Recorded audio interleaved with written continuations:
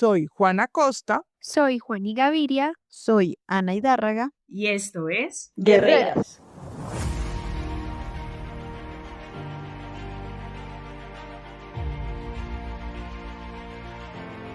Mujeres valientes, mujeres extraordinarias, mujeres de fe, mujeres guerreras que han dado grandes batallas por la verdad.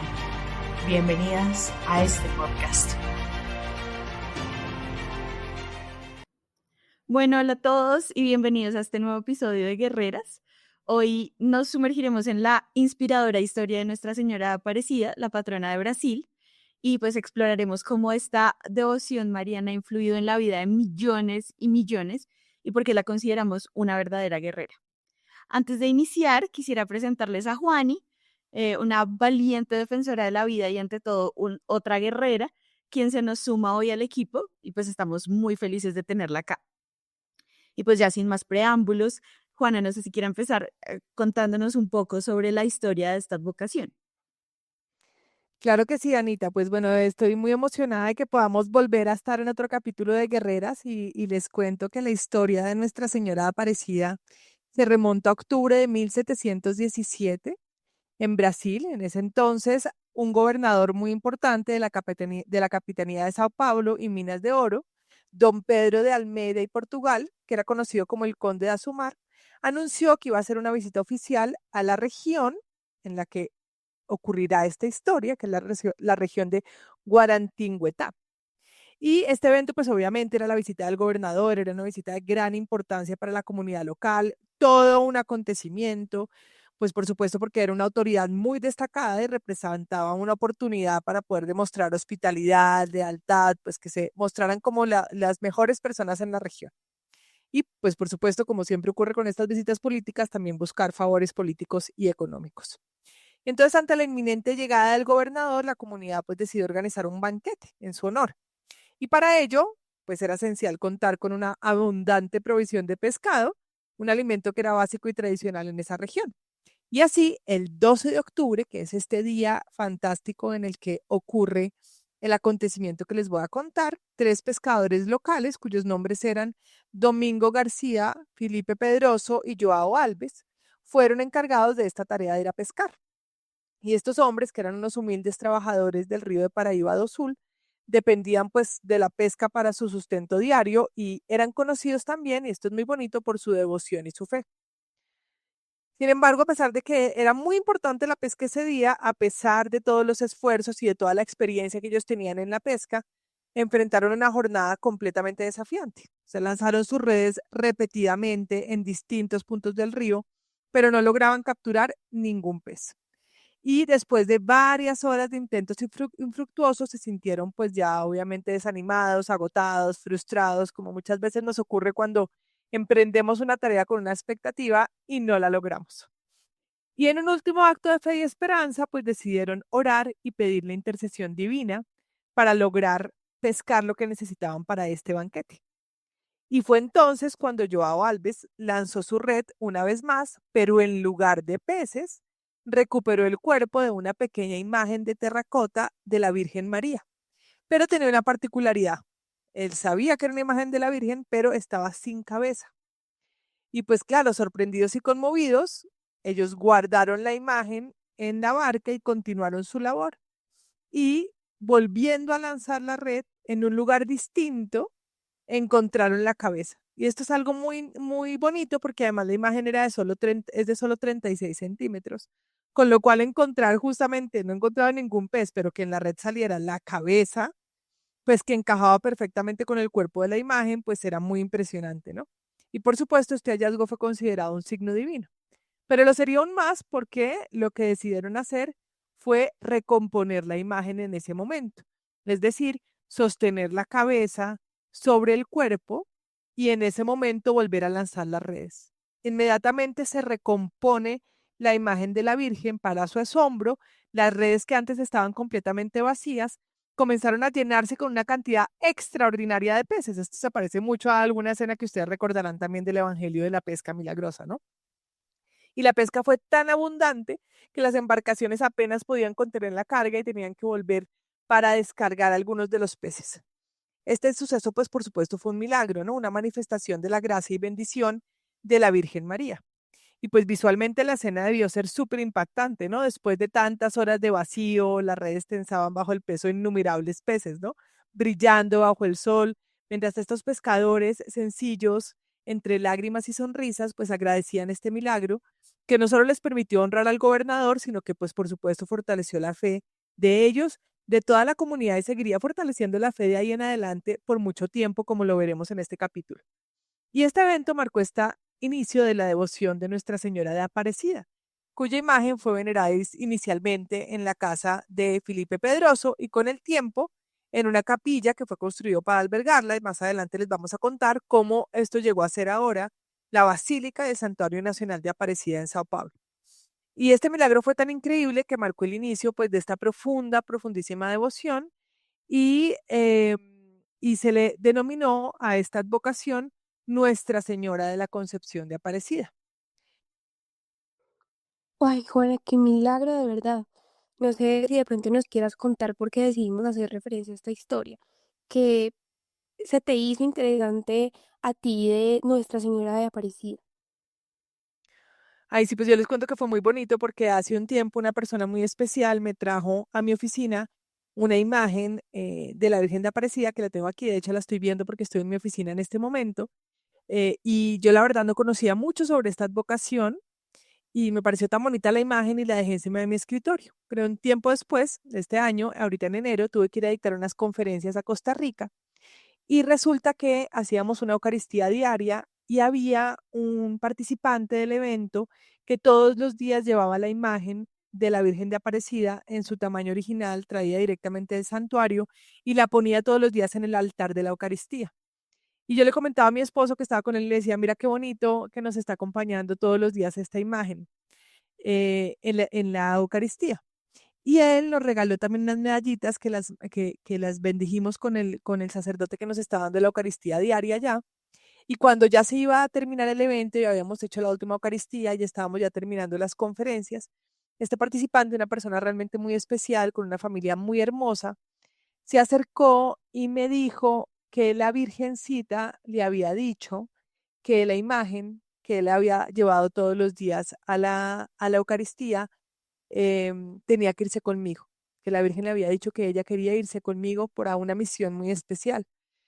Y fue muy bonito porque pues brotaban lágrimas de sus ojos porque para él esta imagen que él conservaba desde hace tanto tiempo era tan especial y él me dijo, yo estoy cumpliendo esto que me dijo la Virgen que hiciera. Pero además es hermoso porque la imagen pues es una imagen pesada, preciosísima, original, digamos, del santuario, exactamente el mismo tamaño que fue encontrado en su momento en 1717, pero además con mi esposo casualmente habíamos decidido llevar una maleta vacía. Y yo incluso le había dicho a mi esposo antes de viajar como, no, ¿para qué nos vamos a llevar otra maleta? Y me decía, no, muchas veces nos dan libros, llevémosla. Y yo, no, pero que encarte, ¿no? Y dice, no, que la llevemos, que la llevemos. Y pues, si la verdad, esa maleta nosotros la llevamos vacía, pues para traernos esta imagen tan hermosa de la Virgen que ahora tenemos en la casa y que realmente, muy seguramente la Virgen me está llamando para algo muy especial, ¿no? Uno sabe que a veces eso ocurre así, qué bonito que ha querido quedarse en mi casa. Yo me sentí muy, muy agradecida con esta persona que tuvo esa generosidad y también que cumplió con ese llamado que le hizo la Virgen. Entonces, esa es la razón por la cual este capítulo lo estamos grabando también sobre la Virgen de Aparecida. Y entonces no sé si justamente antes de avanzar, quizás sea bueno que Anita nos cuentes, pues cuál es la diferencia entre una advocación y una aparición, que a veces existe mucha confusión sobre esto, una advocación, una aparición de la Virgen, porque este caso de la Virgen de Aparecida es un caso propiamente de una advocación. Sí, claro. Esta es una pregunta súper fundamental para entender pues nuestra historia de hoy Y es común, como usted acaba de decir, que existen muchas confusiones. De hecho, yo durante mucho tiempo tenía esa confusión en particular. Así que, pues vamos a comenzar aclarando algunos términos. Entonces, una aparición es cuando la Virgen María se manifiesta físicamente en algún lugar específico, generalmente a una o a varias personas, llevando mensajes, revelaciones o peticiones especiales. Algunos ejemplos famosos pues son las apariciones de la Virgen de Guadalupe en México o la Virgen de Fátima en Portugal, donde hubo encuentros personales directos con quienes la vieron y la escucharon y pues la Virgen. De estas apariciones también pues les contamos que pueden escuchar los capítulos que hicimos tanto de la Virgen de Guadalupe como de la Virgen de Fátima. Por otro, porque además son historias también súper interesantes. Por otro lado, una advocación es un título o nombre especial que se le da a la Virgen María resaltando alguna característica, mensaje particular o lugar relacionado con ella. Estas advocaciones pueden surgir de una aparición, pero también de imágenes encontradas milagrosamente o por eventos históricos especiales, como nuestra protagonista de hoy, Nuestra Señora Aparecida, cuya imagen fue hallada por los pescadores, como les acaba de contar Juana. En resumen, toda aparición puede dar lugar a una advocación, pero no todas las advocaciones provienen necesariamente de una aparición. En el caso de Nuestra Señora Aparecida, aunque no hubo una aparición física como tal, la advocación surgió del milagroso hallazgo de la imagen y pues de los milagros asociados a ella, que ya vamos a hablar más adelante de estos, convirtiéndola en un poderoso símbolo de esperanza y fe para millones de personas. Ay, Ana, pero ahora que mencionas esto, me surge también otra inquietud de la que no hablamos en la historia y que es importante, y es la imagen original de la Virgen que fue encontrada en el río, ¿de qué material está hecha exactamente y por qué esto es relevante para su historia? ¿Qué nos cuentas sobre eso, Juani? Muy buena pregunta, Juana. Realmente la imagen original de Nuestra Señora Aparecida, pues se dice que está hecha de terracota. Y eso es muy especial porque precisamente es un material humilde y frágil y refleja precisamente las características de la sencillez y la vulnerabilidad con que la Virgencita quiso identificarse, ¿no? Que siempre ella quiere parecerse o más bien identificarse con los más humildes y necesitados. Y pues ese detalle no es menor, no es pequeño, porque muestra cómo algo tan sencillo, tan cotidiano, puede convertirse en un símbolo poderoso para millones de personas.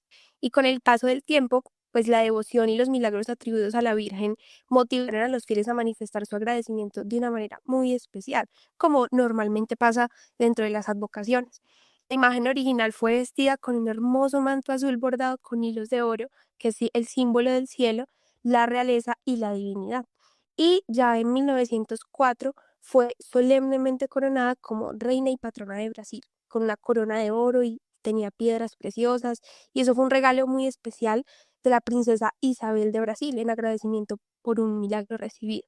Entonces, en resumen, se podría decir que desde su origen humilde en barro hasta su vestimenta y corona real, la Virgencita Aparecida simboliza justamente eso, cómo la gracia divina eleva lo sencillo y transforma eso en algo verdaderamente extraordinario. Y esta misma historia de lo humilde que se convierte en extraordinario coincide con la historia de su santuario, que pasó de estar muchos años en una casa particular sencilla a convertirse en la segunda basílica más grande del mundo. Sí, así es. Entonces, pues tras el hallazgo de la imagen en 1717, la devoción a Nuestra Señora Aparecida creció rápidamente.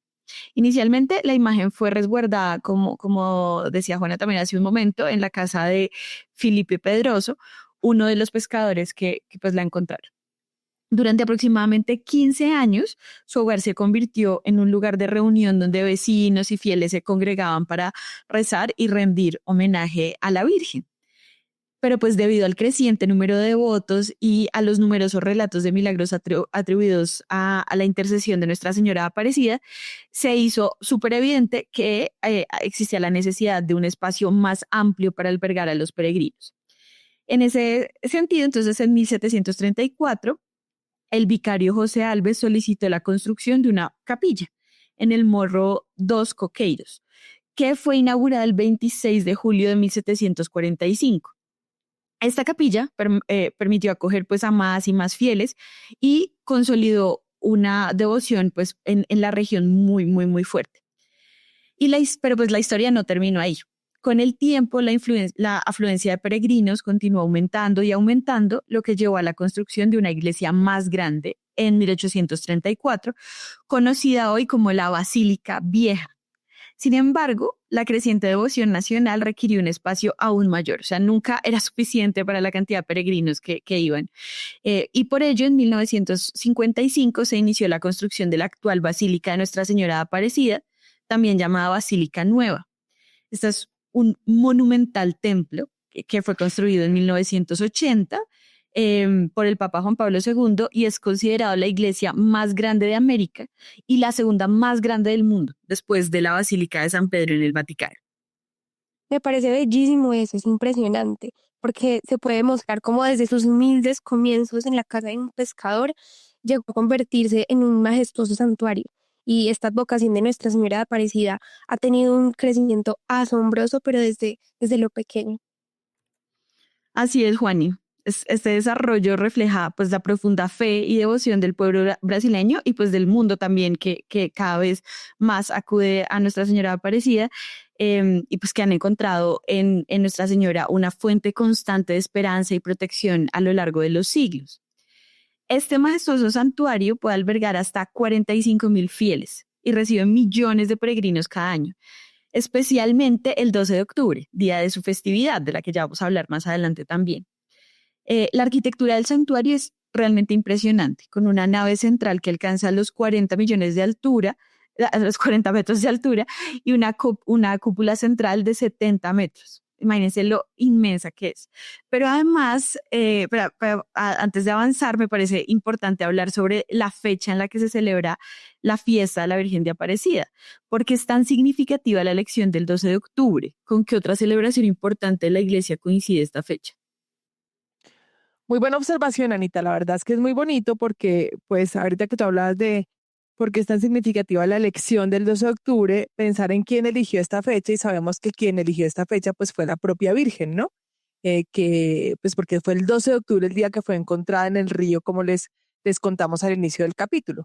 Y esta celebración del Día de Nuestra Señora Aparecida coincide con una fiesta muy especial que quizás algunos ya la tienen en su cabeza, en nuestro calendario litúrgico, que es la festividad de Nuestra Señora del Pilar, que es la patrona de España, ¿no? Y la advocación mariana más antigua del mundo, cuyo santuario está en Zaragoza, de pronto algunos de ustedes lo han visitado. Y que ambas celebraciones coinciden el mismo día, la verdad, no parece una casualidad. Es un reflejo de cómo distintas culturas y comunidades se unen bajo la protección maternal de María como madre de todas, ¿no? De todos, madre de todos los pueblos, como madre nuestra. Y mientras en España se celebra la Virgen del Pilar, en Brasil honran a Nuestra Señora Aparecida, mostrando cómo esta figura y cómo nuestra Virgencita une continentes, historias y pueblos en una misma fe y devoción. Pero además esta misma fecha simboliza claramente cómo María, a través de sus distintas advocaciones, se convierte en protectora y guía espiritual de pueblos muy diversos y distintos, ¿no? Representando esperanza, unión y fortaleza para millones de creyentes alrededor del mundo. No sé, Juan, y si pudiéramos hablar un poco sobre los milagros que fueron atribuidos a Nuestra Señora Aparecida, que además nos conectarán con su papel de guerrera. Por supuesto, Juana. Pues mira que la historia de Nuestra Señora Aparecida, así como la mayoría de apariciones de Nuestra Señora, están llenos de relatos milagrosos, ¿sí? Que ayudan a fortalecer la fe de millones de personas. Uno de los más emblemáticos es el de un esclavo llamado Zacarías. En una época donde la esclavitud era una realidad dolorosa en Brasil, Zacarías, encadenado de pies y manos, fue llevado ante la imagen de la Virgen y oró con fervor. De una vez que hizo eso, las cadenas que lo aprisionaban se rompieron milagrosamente. Eso pues sucedió como simbolizando no solo su liberación física, sino también una esperanza profunda para todos los oprimidos. Otro relato también muy conmovedor es el de un niño que estaba jugando cerca del río Paraíba, cayó y comenzó a ahogarse. Sus padres, obviamente desesperados, invocaron la intercesión de Nuestra Señora de Aparecida y sorprendentemente el cuerpo del niño fue llevado suavemente a la orilla sano y salvo. Ese evento reforzó la creencia en la protección maternal de la Virgen sobre los más vulnerables y obviamente en el lugar de Brasil aún más aumentó la advocación.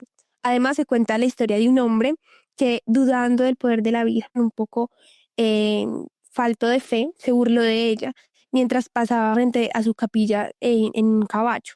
Y de repente su montura se detuvo y no pudo avanzar. Reconocido su error, el hombre pidió perdón y solo entonces el caballo pudo moverse nuevamente. Ese suceso pues destaca cómo la Virgen Aparecida actúa como una guía y mamá también, corrigiendo y orientando pues a los que se desvían.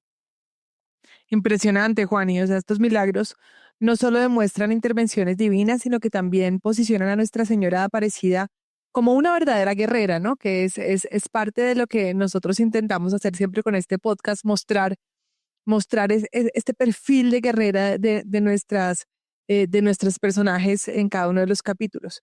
Porque su papel va más allá de consolar, ¿no? Sino más bien pareciera a través de sus milagros que está mostrando constantemente cómo lucha por la justicia, la libertad y la protección de los desamparados. Al liberar a Zacarías de sus cadenas, muestra, por supuesto, una oposición a la opresión. Al salvar al niño del río, revela su instinto protector, como lo decía Juan y de mamá también, ¿no?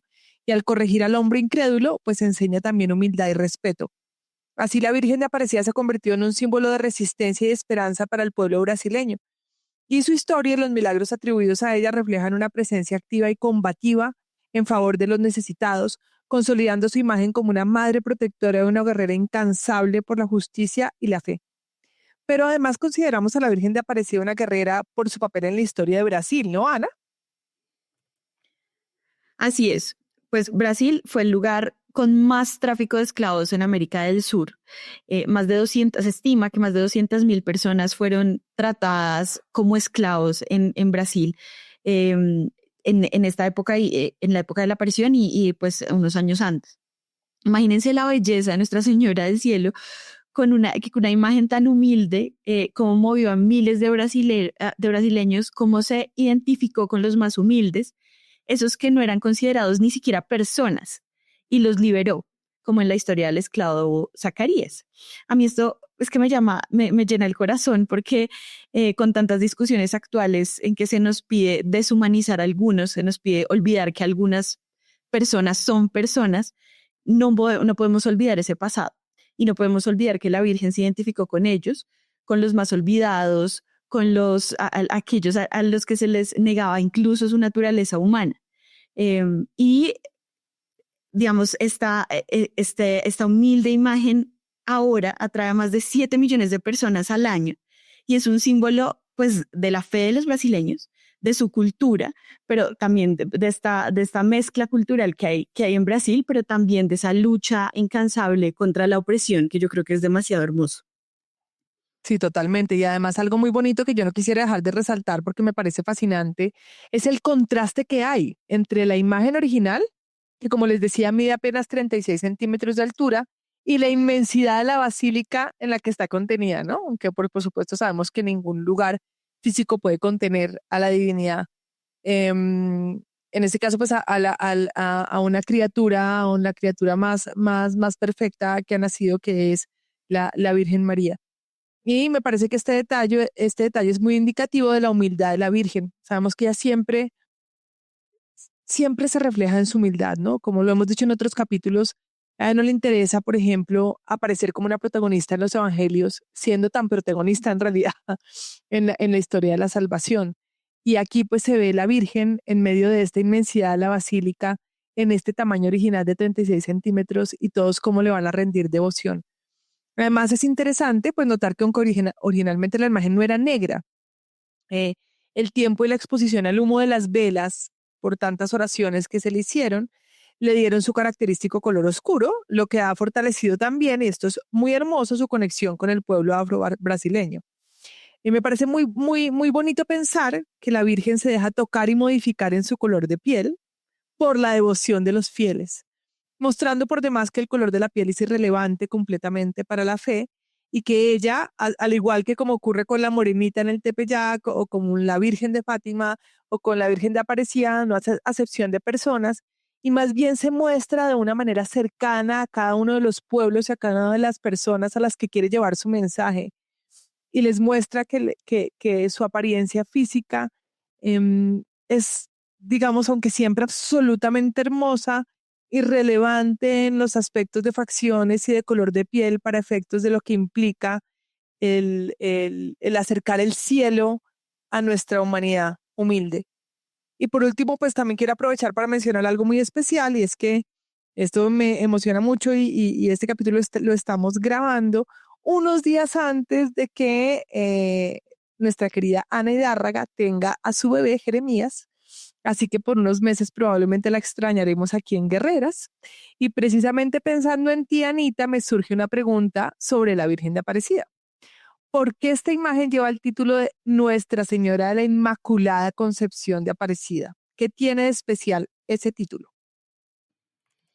Ay, pues primero muchas gracias por esto. Les pido a todos que nos estén encomendando mucho a mi Ger y a mi esposo y a mí. Este es un momento de verdad muy especial en nuestras vidas. Estamos muy felices con muchos temores, dudas, pero también con mucha emoción. Así que hablar sobre este tema lo hace pues mucho, mucho, mucho más significativo. Entonces, la advocación de Nuestra Señora de la Inmaculada Concepción de Aparecida se centra principalmente en el dogma de la Inmaculada Concepción, que sostiene que María fue concebida sin pecado original. Sin embargo, en cuanto a la representación de la imagen, es importante destacar que la Virgen de Aparecida no está representada embarazada ni lleva una cinta que lo indique. La confusión puede surgir porque en otras advocaciones marianas, como la Virgen de Guadalupe, la imagen muestra una cinta oscura en la cintura, símbolo tradicional del embarazo en la cultura indígena mexicana, como lo hablamos también en su momento en ese capítulo. En el caso de la Virgen de Aparecida, la imagen encontrada representa a María con las manos juntas en actitud de oración, sin elementos que sugieren pues un estado de embarazo o gravidez. Su título de Inmaculada Concepción se refiere más a su pureza original que a una representación física del embarazo. Es fascinante cómo diferentes culturas y tradiciones han representado a María de diversas maneras, cada una destacando aspectos particulares de su vida y sus virtudes. En mi caso, esperando a Jeremías, encuentro pues realmente mucha fortaleza en todas estas advocaciones, sabiendo que María comprende real y profundamente la experiencia del embarazo y la maternidad. Un camino pues que realmente se recorre muy silenciosamente durante meses antes de recibir pues ese regalo tan hermoso que estamos ya esperando nosotros aquí en la casa. Además, pues es un consuelo, un verdadero consuelo, como sentir un empujón de la Virgen en esos momentos en los que más miedos uno tiene durante el embarazo, porque hay que decirlo, es un momento muy feliz, muy emocionante, pero hay muchos momentos de miedos. Pues sentir esa fortaleza y ese consuelo es una muestra más de lo guerrera que es Nuestra Señora. No solo llevó en su vientre a Jesús con dignidad en un momento histórico en el que seguramente era más difícil llevar un embarazo, sino que nos da la fortaleza a todas las que estamos pasando por ese momento tan hermoso, pero tan duro, de seguir adelante y de hacerlo pues con mucha alegría y mucha esperanza. Total, tal, qué hermoso, Ana, pensarlo así. Bueno, pues ya estamos llegando al final de nuestro podcast y esperamos que esta historia les haya inspirado tanto, tanto como a nosotras. Gracias por acompañarnos en este episodio de Guerreras y sobre todo gracias a la Virgen también por mostrarnos una vez más que la humildad es la verdadera fuerza que nos hace guerreras. No olviden suscribirse y compartir este podcast con muchos. Recuerden que nos pueden escuchar en YouTube y Spotify. Este podcast fue editado por Mariana Carvajal.